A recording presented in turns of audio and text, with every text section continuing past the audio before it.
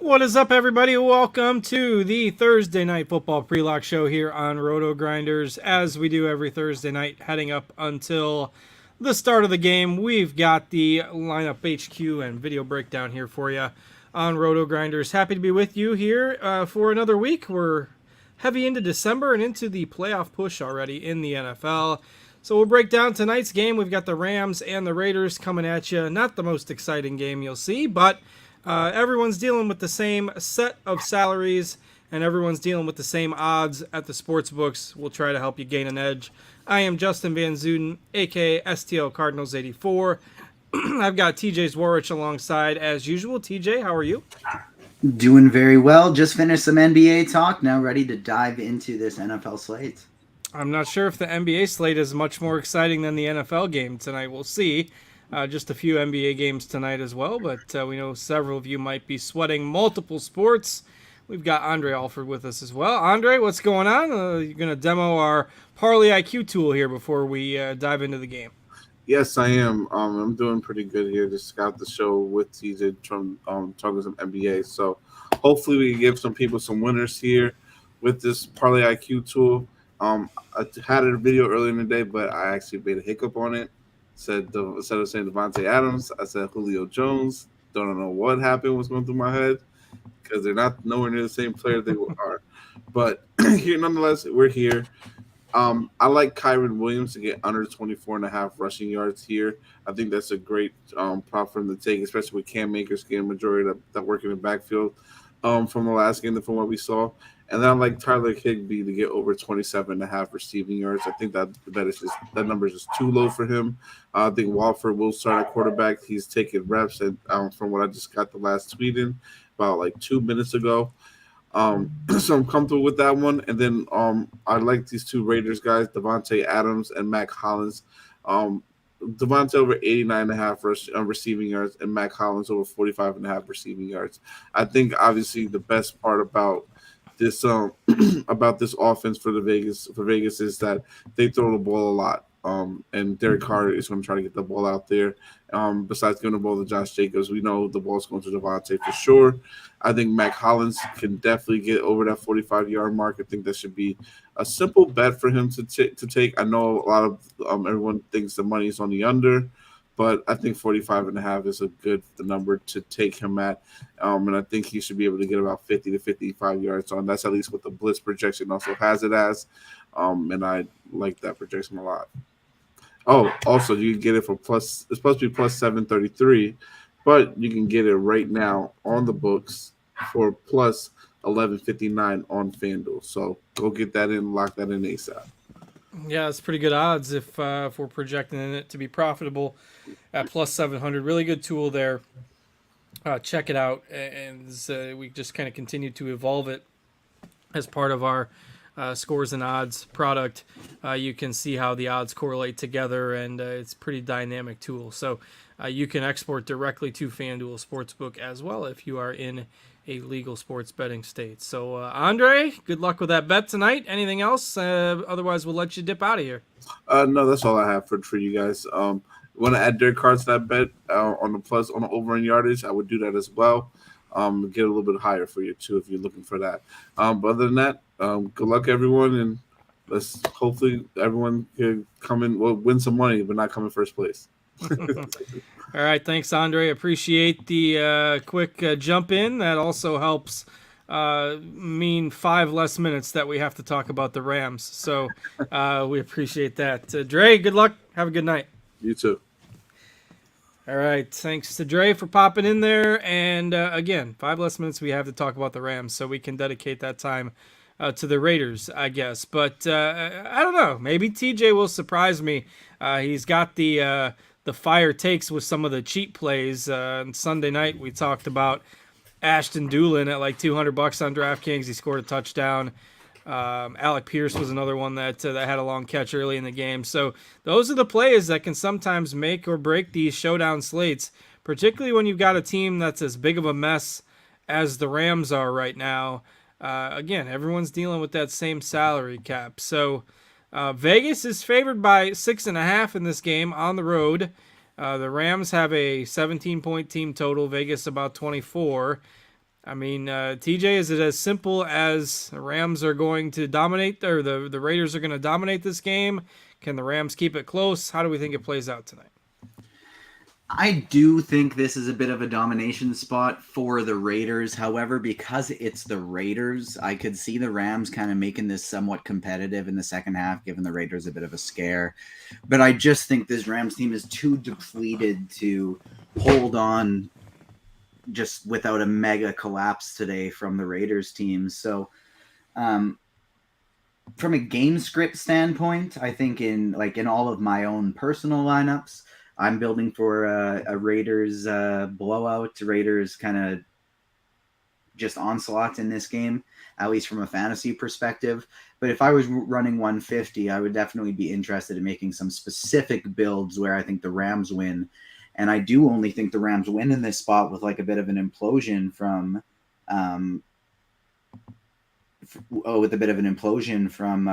the Raiders here. So even though the Rams are without Aaron Donald and this defense is depleted as much as the offense is, if we end up getting a Rams win, I think it's behind a big game from the defense and Cam Akers. Yeah, we saw Akers get back into a kind of a major role last week. The Rams are just kind of throwing everything around to see what works, and it's kind of a disaster these days. But injuries have obviously been a problem, and you lose your top receiver, you lose your starting quarterback. It's going to be tough for any team to overcome that. But it's just been a real struggle for this offense, and it's been a long time since we've seen a team, come off of a Super Bowl and then just look so bad the very next season. So. Again, injury is something to do with it, but the Rams have had their struggles. Hard to believe they're 3-9. If we start talking about captains tonight, I mean, most of the ownership is going to go on Adams and Jacobs, and to a lesser extent, Derek Carr. The first game in a while where I think I've seen 4 projected captains with higher ownership than anybody from the opposing team. And as of right now, we have the Rams defense as their highest owned selection for a potential captain. So it's not like their skill players are knocking the socks off of everyone, but almost like 3/4 of people are going to be using a captain selection on DraftKings. That's a Raiders player, which is just it's one of the larger discrepancies that I think we've seen in these showdown slates. So are we on board with the Raiders as captains? And if so, how do you kind of rank them? Yeah, so from an optimal perspective, Josh Jacobs is my number 1. From like Devontae Adams would be number 2. And that's kind of, if I were making 10 lineups, they would all be with those 2 as the captains. Like they're, to me, just they have so by far the highest chance of being the highest scorer is those 2 players that I don't really want to mess with too much elsewhere unless I'm playing a whole bunch of lineups. Now, if I am playing a whole bunch of lineups, I would still rather go with Matt Collins, the Rams defense, the Raiders defense, Daniel Carlson, or even a super cheap Rams pass catcher in the captain position over Derek Carr. Just because Derek Carr doesn't give you that much of a salary saving, doesn't save you that much salary. And in the last 3 seasons, to December, from 3 seasons ago, December 2020 till now, how many times do you think Derek Carr has thrown for more than 2 touchdown passes in 3 seasons of football? I'll say more than 2. I'll say 3 times. 2 times. Oh. Against Seattle 2 weeks ago was the first time since December 2020 that he threw 3 touchdown passes. And so I just don't see this guy as a super high ceiling play. Like, yes, maybe he has a ceiling game for the second time in 3 weeks, but when we've only seen that twice in 3 years, I don't really expect it to happen. And so Carr is going to be my biggest fade at the captain position and person I'm most underweight on today. If I am playing him in the captain, it's going to be with Devontae Adams, Josh Jacobs, Matt Collins, Foster Moreau, and Keelan Cole kind of all on the same team kind of thing and just play all of them. And I'd only have one Ram in that lineup kind of thing. But Derek Carr and the captain is somewhere I'm looking to get heavily underweight on. And I even think in an optimal sense today, I think we fade him in our lineup. That's interesting. And then, I mean, Adams and Jacobs are such a large portion of that offense that, I mean, you can captain one and flex the other and skip Carr. And, you know, perhaps that ends up being the optimal way to build. I don't necessarily think that's a bad idea with Carr out of that lineup if you're using the other two kind of stars from this Vegas offense. We can pivot over and talk about the Rams in a second, but while we're on the topic of Vegas, anybody else from this team that maybe goes into an optimal type of build, the kicker, the defense, Mac Hollins, Foster Moreau, I mean, all of them will kind of fit because the Rams are fairly cheap. So anybody else you would prioritize on the Raiders? I think you're playing two of the three of Hollins, Moreau, the defense, and Daniel Carlson. Maybe even more of them. But I think those are like my priority, I think, would be Daniel Carlson just because he's 4-2. And like you pull up his game log, he's had 2 games this season sub 10 points. Like he's just a really good kicker. They kick a lot of field goals and he's a really good kicker. And so Daniel Carlson, I think, is somebody I would really enjoy getting the floor of in my lineup if I'm playing in a cash setting. And then in tournaments, if we're looking at guys in that range at high upside, I do like Hollins, and I do like even going full punt Keelan Cole or with the Raiders defense there. But then my swapping it to this Vegas side, to this Rams side, all my favorite builds are just loading up on almost all Raiders and then mixing and matching different Rams guys, just because like I don't think Wolford's going to go off for a big day, and if he does, because he's so small, like seldomly owned in the captain position today, I'll just play him there when I want to play him. And so when I don't want to play him, I just kind of want to play one or two of these Rams players. And the ones that I'm looking at prioritizing are number 1, Brandon Powell. Like that is priority number 1 for me in an optimal lineup setting and for tournaments, just because he's not going very highly owned either. Brandon Powell, 2,400, got some carries last week, 4 receptions, was getting backfield work. I'm very, very interested in Brandon Powell today from an optimal setting as well as in large field tournaments. And then Tutu Atwell would be the other one at 4-4 that I would look to for some salary savings. Got a decent amount of targets last week. Quick receiver, young guy that they're trying to see some more of, and he also got some rushing attempts last week. And so Tutu Atwell is somebody that I think is interesting. He and Powell, I think they're just trying to see what they got with these guys and give them more opportunity to shine. And then if you're running a ton of lineups today, you're looking to differentiate some players that I think really could just like win people 100K, milli, whatever tournament you're playing up top today, are some of these $200 type players. Lance McCutcheon is very interesting to me. A guy that's been hurt all year, but had some big games last year. Came back for 1 game this season, had 4 targets, didn't make any catches, but we know it's been shaky QB work. 3 targets, sorry. And I think he's super interesting for tournaments at $200. Like if they score 1 touchdown and he's the guy who gets it, that could be the deciding factor. And he's not going to be very highly owned. Bryson Hopkins could be that guy, but I like Lance McCutcheon a little bit better. Keelan Cole could be that guy, but he's going to be the highest owned of the group.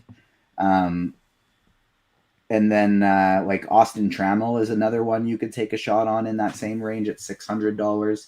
That's kind of how I think you can win a GPP today, is these Rams pass catchers that nobody's really going to play today.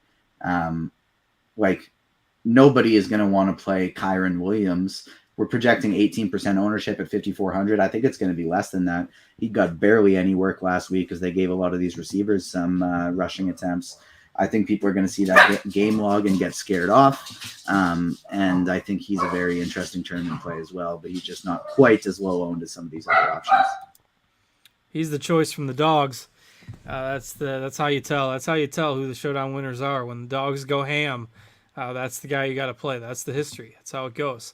And I mean, it's a showdown. So I mean, right. A random tight end is going to score a touchdown. Absolutely. That's just how it works. Bryson Hopkins, $200, sub 5% ownership. Jacob Hollister, $200, sub 2% ownership right now. Especially if this game gets ugly. Say this is like a 28-point game at half. And so in the third quarter, there are still going to be some passing plays, but Devontae Adams probably isn't even going to be on the field anymore. So who knows? Maybe DJ Turner, Keelan Cole, and Jacob Hollister are the guys on the field to end for most of the second half today. So if you think this is going to be a blowout and you're playing a ton of lineups, don't be afraid to mix in some random guys into your lineup. Yeah, and obviously if you're trying to round out this kind of optimal type build, this lineup here has 6K left per player for 2 spots, so you can get one of Jefferson or Matt Collins in there. Atwell fits in there and can round out that lineup pretty easily. All right, let's go and talk about FanDuel here.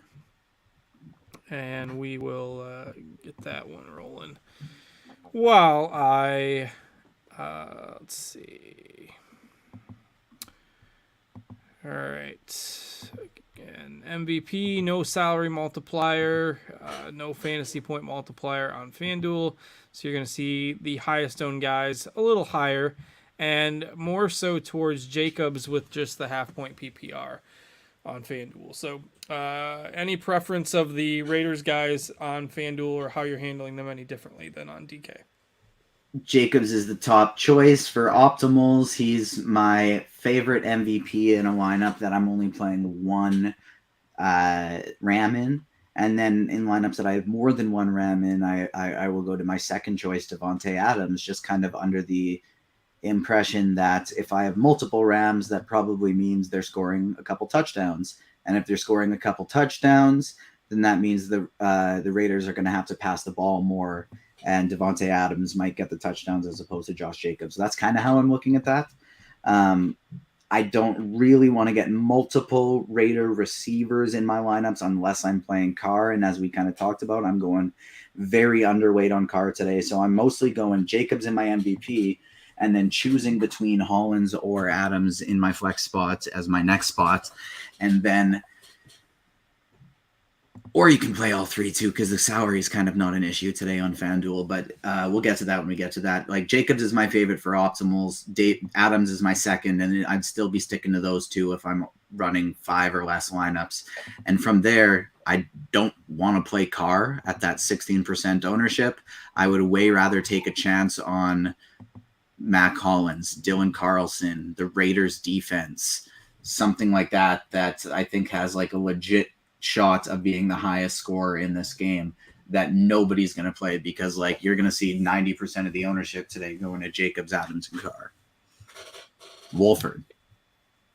Yeah, those guys are absolutely Akers, going Williams, to get the lion's share of the ownership for sure. And it's not that hard to get super different with 3 guys. Let's see, 37, 67, back of the napkin math there, about 83% of the ownership on 3 guys, everybody else at 4% or less. So you want to mix and match those other guys in GPPs. If the game gets a little bit weird, that could certainly be a way that you differentiate your lineups. And so like on FanDuel today, I'm playing 10 lineups, and I have Jacobs and Adams in all of my captain positions. But my MVP position, sorry. But if I was running on like 150 today, I think I would be fading Carr in the MVP position. I would still play him in the flex today, but I'd fade him in the MVP position and use that 15% that the field, 15 to 20% that the field is getting on him and I'd use that to differentiate through both kickers, the Rams defense, Mac Hollins, other guys, and then Cam Akers, other guys that I think could end up being the highest scorer in this slate if a game script goes a specific way. Like if I'm not playing Jacobs or Adams, I'm thinking specifically like, okay, what would happen in this game for them not to be optimal?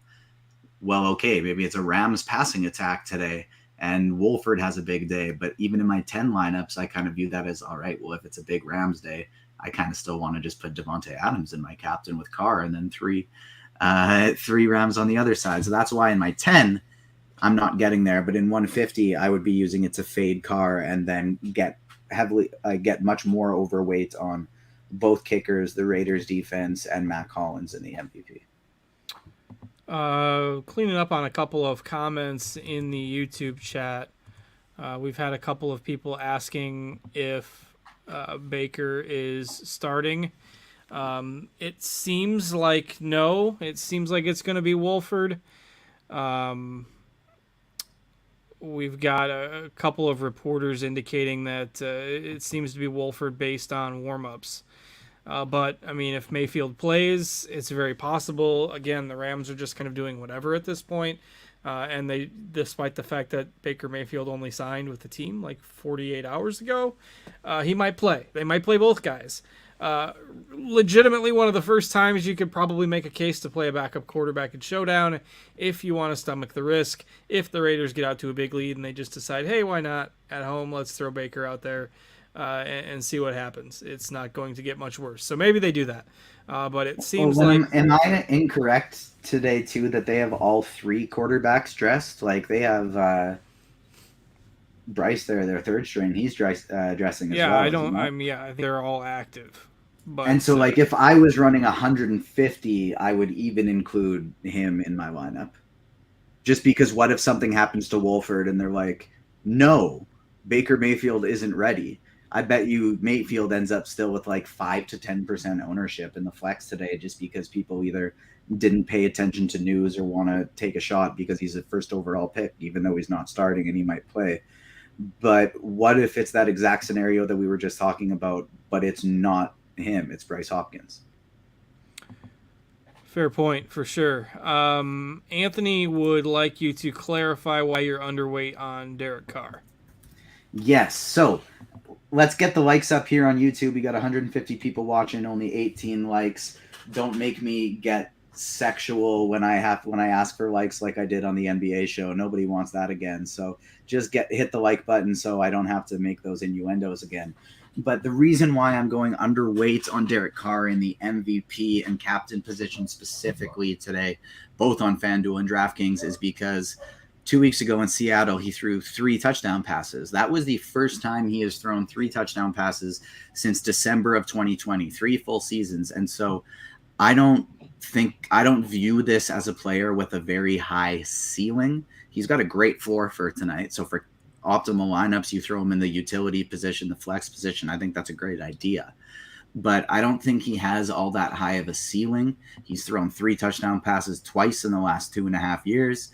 And so I'm going to bet that he doesn't do it for the second time in 3 weeks when he's only done it twice in 3 seasons. And so I'm just going to go underweight on him since he's the third most popular player there. And I just don't think his ownership warrants the likelihood of him being optimal in that captain/MVP position. All right, good breakdown. Let's go through kind of some of these Rams guys. Anyone else that stands out? Obviously, we got to play somebody on FanDuel. Tutu Atwell is pretty cheap on FanDuel at $6,500, especially when compared to like somebody like Van Jefferson. You've got Higbee there, and their kicker is getting the most ownership of anybody, except, he is higher than the defense. So, any special Rams requests here? Atwell, probably my favorite. Number 2 is going to be Brandon Powell. Those are my 2 favorite guys to get into lineups today.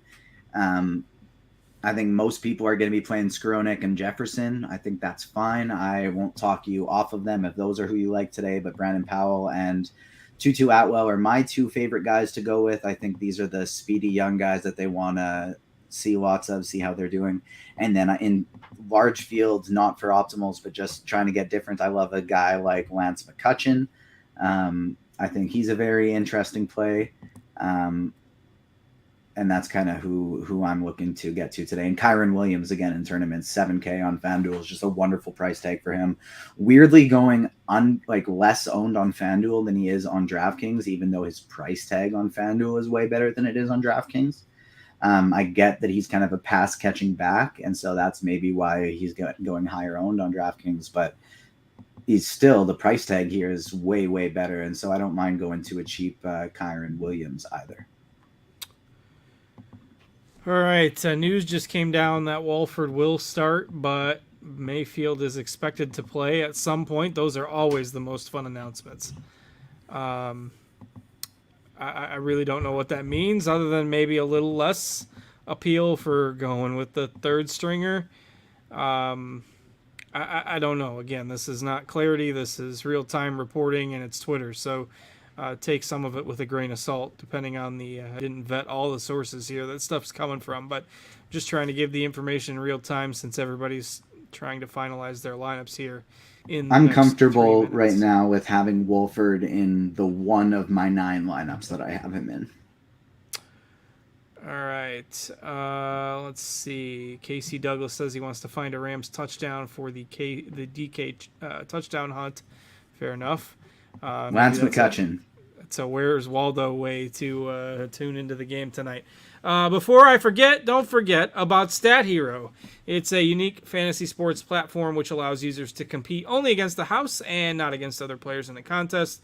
You can participate in head-to-head style leagues, head-to-head style contests where Stat Hero provides a lineup that you have to beat with your own, as well as pick'em style contests.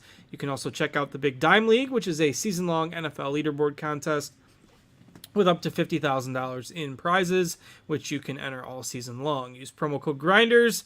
Will get you a 50% deposit bonus up to $250, and you can jump into the action today over on Stat Hero. So check them out. Download the app. And with that, we've got a couple minutes left here until lock. Again, I was kind of just focused on Rams quarterback news. It's more exciting than talking about the Rams, I guess. Some of these Raiders guys are decent rosters on FanDuel as well. I mean, we've kind of talked about them throughout the show, but Mac Hollins, Carlson, Moreau, they're all pretty cheap on FanDuel. Keelan Cole basically near the FanDuel minimum if you want to start getting a little creative. And you need the salary relief, though I don't necessarily think you do, as TJ mentioned a couple minutes ago. So got about a minute to get your lineups in. TJ, any final thoughts from you before we get ready for football?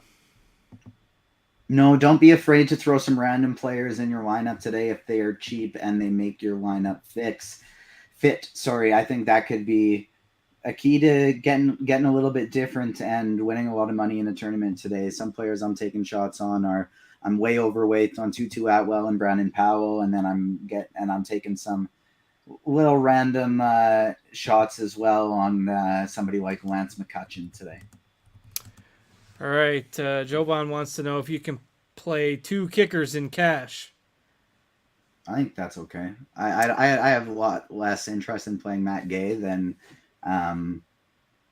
Daniel Carlson, but yeah, I don't mind either of them.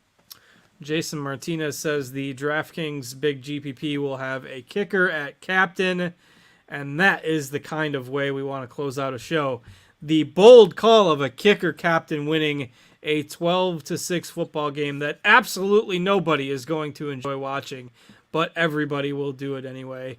And hey, when there's money on the line, that helps to make it a little more exciting, even when you've got probably the only less exciting game would be if it was the Rams and the Broncos here. 1 second before lock, I just got a random free showdown team in on some Bacardi sponsored tournament on DraftKings, with my only Ram being a $200 Lance McCutcheon.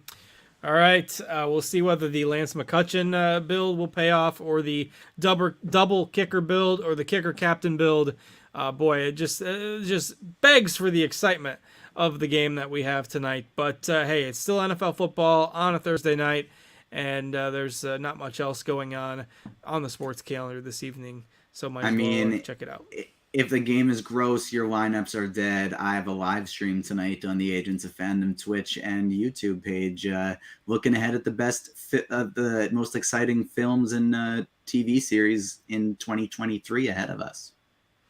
There you go. With that, we will go ahead and get out of here. Thanks to TJ for joining me. Thanks to Steve and Steve's daughter, at least for a moment there right before the show, helping to get us ready and produce the program for you tonight. We wish you the best of luck with all your lineups, and we'll catch you back here over the weekend for some more NFL talk. And tomorrow night, if you want to build some NBA lineups, we will have our usual NBA content over at RotoGrinders. Check us out on scoresandodds.com as well for all your sports betting needs. And with that, enjoy the game, everybody. Have a great Thursday night, and we will catch you later. Take care.